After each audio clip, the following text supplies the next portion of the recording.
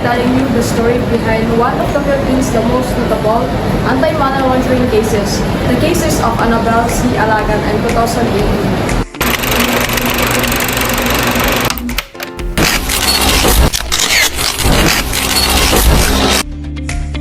2018, Annabella C. Ylagan, the company's secretary at chemical trading firm, was convicted of 55 accounts of money laundering.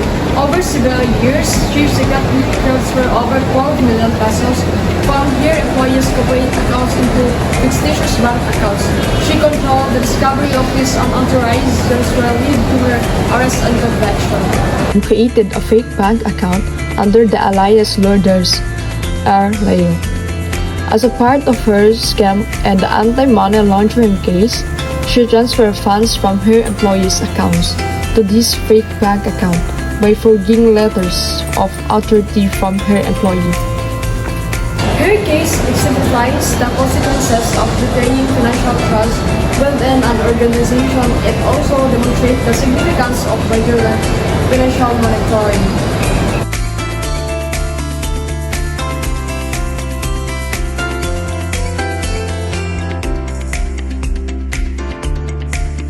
Ylagan was a liaison officer and secretary, a covered person under the AMLA because she had direct access to large company funds and financial processes. Her actions made her and the top officers liable for scrutiny. Covered persons must observe strict rules to avoid abuse of their financial power. Their role is critical in maintaining compliant financial operations. The banks holding the employers' accounts are under covered institutions. Under AMLA, banks must report suspicious activities and large transactions. But in this case, lapse in oversight allowed the scheme to happen. Financial institutions serve as the frontline defense against money laundering. Proper controls and reporting are key to stopping illegal activities early.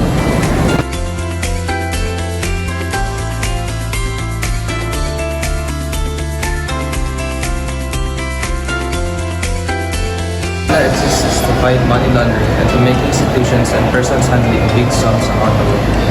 Ylagan's role gave her authority over finances. She could direct transfers, sign documents, and communicate with the banks. Accountability is vital for individuals in financial positions to prevent misuse and protect company assets. Institutions filed to question repeated suspicious transactions because processes were not followed strictly. That house Ylagan's activities were able to continue undetected through years. This case underscored the need for strong internal controls and continuous vigilance in financial practices.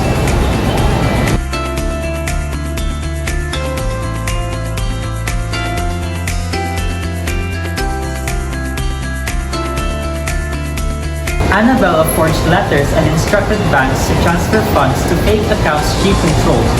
This money is called dirty because it was stolen illegally, diverted from the company. Illegal funds pose risks beyond financial laws. They undermine trust in the world financial system.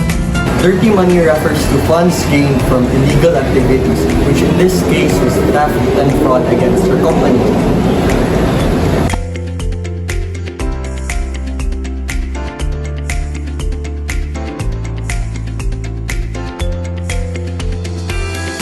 Money laundering usually happens in 3 stages.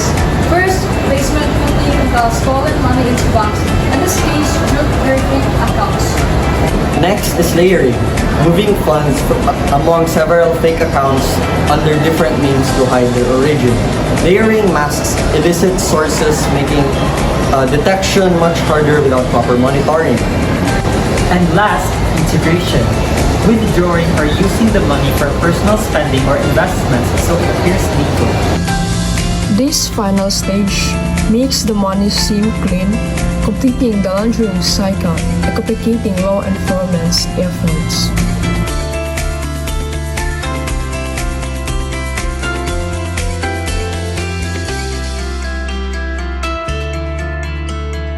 Annabella C. Ylagan was convicted and is serving her sentence at the Correctional Institute for Women.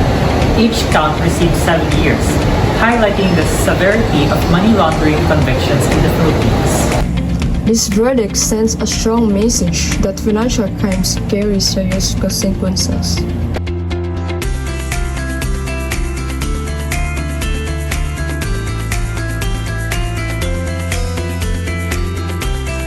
Anti-Money Laundering Council prosecutors and whistleblowers managed to bring Ylagan to justice through investigation evidence gathering. Their collaboration showcases the effectiveness of coordinated efforts to uphold financial laws. But the banks could have done more. Strict compliance with AMLA protocols like verifying authorizations and monitoring unusual transactions might have stopped the crime earlier. Enhanced vigilance and adherence to protocol are essential to prevent repeating such cases. Continuous training for bank employees, better internal controls, and real-time monitoring of red flag activities are crucial to prevent future cases like this. Investing in these areas strengthens defenses against complex financial crimes. The second case is a must-learn lesson about trust, vigilance, and compliance in the business and banking worlds. It shows why everyone, from companies to banks, must always be alert for signs of money laundering.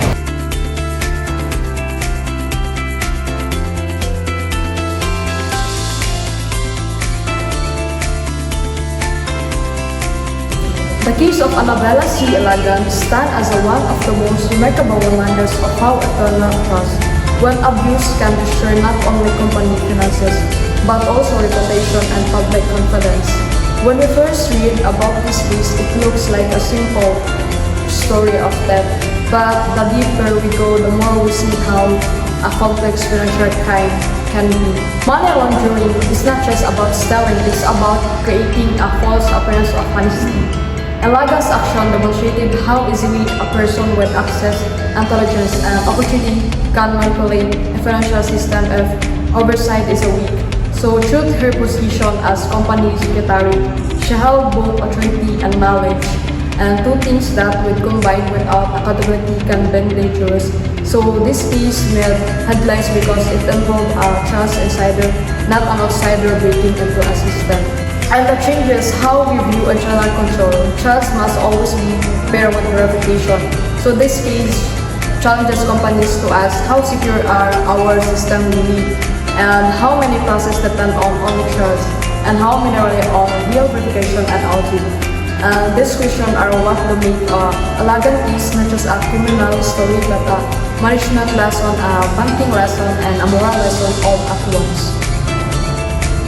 Beyond the legal implications, the Ylagan case invites us to think about ethics and personal responsibility.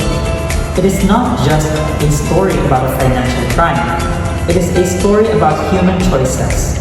The case of Annabella Ylagan forces us to ask difficult questions. Why would a trusted employee, someone who had earned the confidence of her superiors and clients, choose the path of fraud? Was it greed? Was it the lure of easy money? Or was it a moment of desperation, perhaps triggered by personal need? Or was it the simple but dangerous belief that she could outsmart the system and never be caught? Every act of financial crime begins not in the bank or the office, but in the heart and mind of a person. It begins when a single decision crosses the boundary between right and wrong. When a person convinces themselves that no one will notice, or it's just this one time, that is when the slide begins. From there, it becomes easier to justify the next wrongdoing, and the next, until dishonesty becomes a habit rather than a mistake. In Ylagan's case, her crime might have started small, perhaps an authorized transaction that seemed harmless.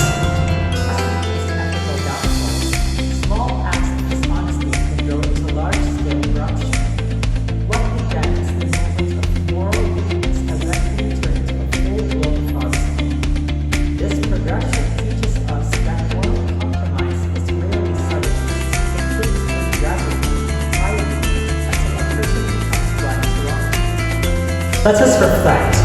When we join the workforce, we bring more than our diplomas, our technical skills, or our work experience. We also bring our moral compass.